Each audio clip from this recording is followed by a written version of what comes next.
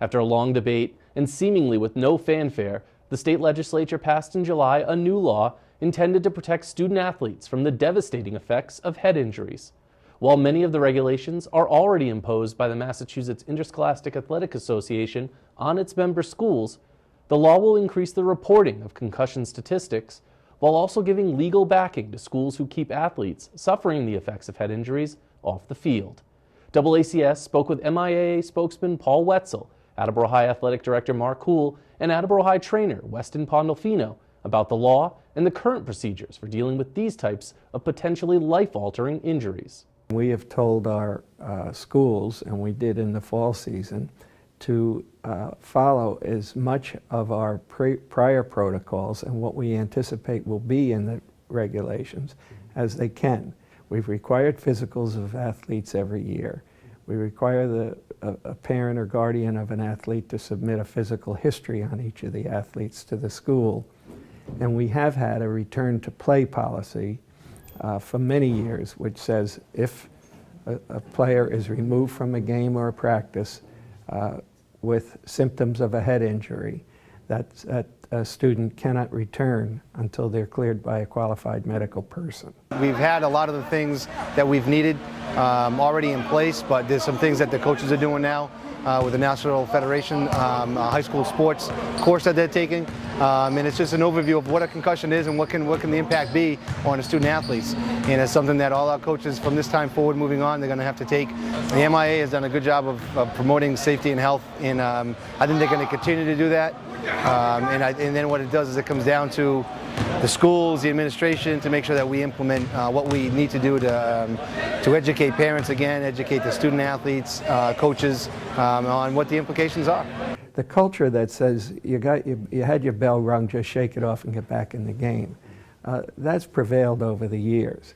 And so as the medical community started to develop research that showed that the effect of multiple concussions can eventually become devastating. That's very important for the parents to understand that there's more to it than just getting knocked out for a couple of seconds. It's very important to know the athlete and for them to trust you. You're going to be looking for the headache, the dizziness, the confusion, a vacant stare. If they have anything if they just seem off, they typically are concussed and shouldn't be let back in the game. Return to play protocol. For football, they have to do like a 40-yard sprint. They have to do like exertional tests, mental tests, and just balance tests. And if they pass all those tests, after 15 minutes of having no symptoms, they're allowed to go back in. They say one symptom indicates a concussion now, and so a lot of the new research is indicating to withhold and just be safe. If there is any type of a head injury, there's a phone call that goes home and information that goes home to the parents looking for any types of signs or symptoms, and also in school with teachers, and the school nurse is very up to date on the concussions. So if someone comes down and they know they had an injury the day before, that if all of a sudden the concussions then the symptoms come out the day after or 2 days after, then we can act appropriately. We're talking about parents of teenagers whose mood and persona changes all the time anyway. And too often the parents might just say, oh, well, that's what happens with a teenager. Well, now they might say, gee, I wonder if they had a head injury. Seeing football players being held out at the pro level, the college level, it's now instilled more of a mentality of, all right, this is something serious. It's something that can affect me throughout my lifetime instead of just a short-term thing where most players are focusing.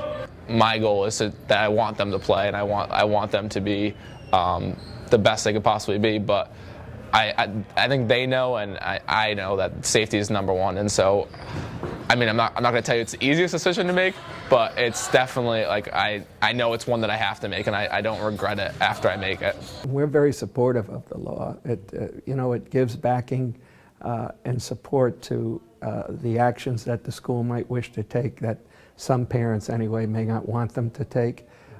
It also is going to provide, through the reporting section of the law, a lot more information, real data on how many concussions occur, how severe they are, and what happens. As we go forward and develop that research alone, it will be a big contribution towards reducing the effect of head injuries.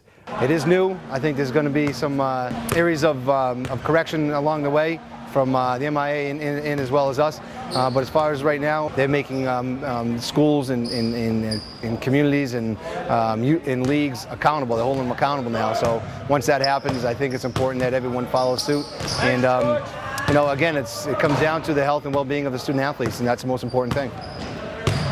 While the law and its effect on the procedures of MIAA schools has not yet been fully mapped out, there are some issues that have already come to the fore. The law only impacts MIAA schools, not youth leagues nor prep schools. And it also left out competitive cheerleading, while including band activities, which is not normally under the purview of the MIAA and also not generally the source of many injuries of this type.